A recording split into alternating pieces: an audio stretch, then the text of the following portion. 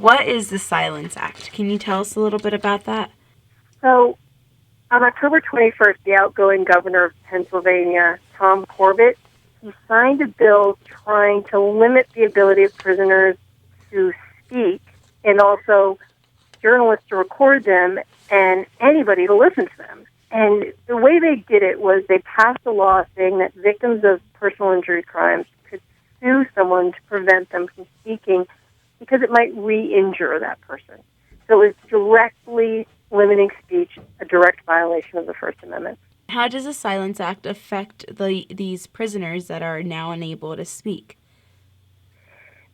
It was motivated because Mumia Abu-Jamal did a commencement speech, and so we fought it right away. So it passed the legislature, and we sued in federal court. So it has not yet been enacted by either an attorney general, a district attorney, or a victim, has not brought a civil suit. We went to court within days of the passage. We were just in court 2 weeks ago. We passed this threshold test of whether we could file in federal court, and now we have a trial date of March 30th.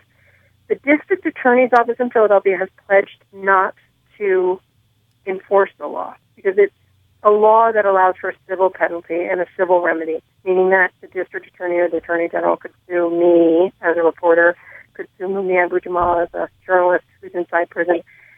So, it's right now we're battling to get their voices out. It's this law is not limiting us other than the fear, the censorship of radio stations not playing us. And also, I think the Department of Corrections is limiting our ability to actually receive phone calls and visit prisoners and try and get their voices out. How do you guys plan to approach the case? From the very get-go, we built a legal team. We built a community of support. We launched an Indiegogo campaign that's still going on. We raised $50,000.